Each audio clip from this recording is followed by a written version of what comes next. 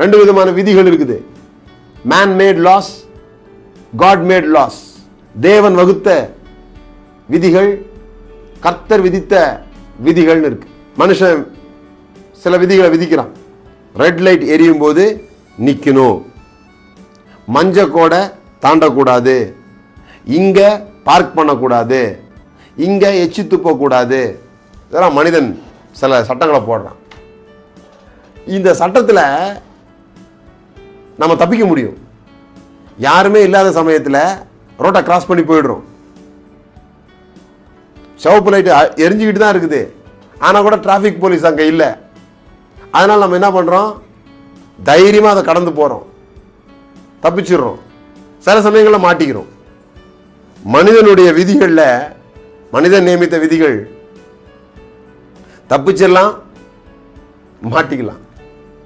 ஆனால் ஆண்டவருடைய விதிகள் இருக்கு பாருங்க, எந்நேரமும் வேலை செஞ்சிட்டு இருக்குது. ஆண்டவருடைய விதிகளில் ரெண்டு விதிகள் இருக்கு. ஒன்று பிசிக்கல் லா, இயற்கையான இயற்கை பிரகாரமாக நடக்கிற சட்டங்கள். இன்னொன்று ஆவிக்குரிய விதிகள், ஸ்பிரிச்சுவல் லா. இது ரெண்டுலையும் பெரிய வித்தியாசங்கள் இல்லை. மனுஷன் எதை விதைக்கிறானோ அதையே அறுப்பான். இது பிசிக்கல் லாவுக்கும் பொருந்தும், ஆவிக்குரிய விதிகள்லையும் பொருந்தும். நீங்க நெல்லை விதைச்சா நெல்லை அறுக்க போறீங்க. அதே போல இங்க சொல்லியிருக்கு, நீங்க ஆவிக்குன்னு விதைச்சா ஜீவன் அறுப்பீங்க, மாம்சத்துக்குன்னு விதைச்சா அழிவை அறுப்பீங்க. அவ்வளவுதான். பாருங்க, இந்த காரியங்கள்ல நீங்க ஒன்றை கற்றுக்கொள்ள வேண்டும். இந்த விதிகள் எப்பொழுதும் வேலை செய்கிறது. ஒரு பொருளை தூக்கி போட்டா அது கீழே வரும்.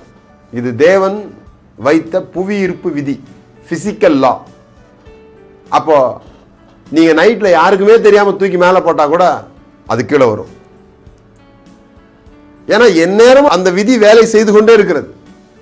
மனுஷன் விதித்த விதி அப்படி கிடையாது. இங்க பார்க் பண்ணாதீங்கன்னு போட்டிருப்பாங்க. 10 மணிக்கு மேல அங்க பார்க் பண்ணிட்டு போனா யாருமே எடுக்க மாட்டாங்க. ஏன்னா 10 மணிக்கு மேல டியூட்டி முடிஞ்சு எல்லாம் போயிடுவாங்க, இவங்க தப்பிச்சிருவாங்க. இது மனிதன் நியமித்த விதி.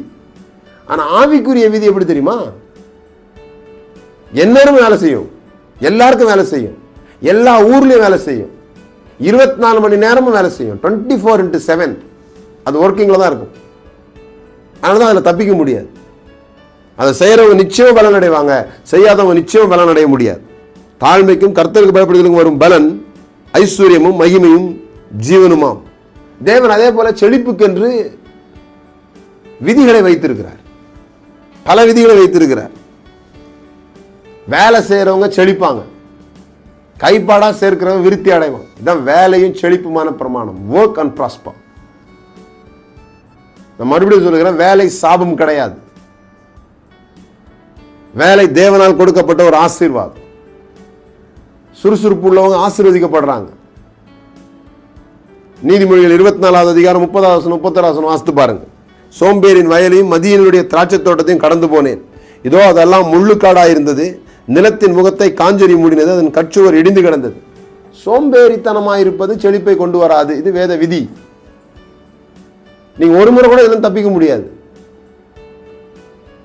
நீங்க செல்வம் என்றைக்கு நிலைக்காது.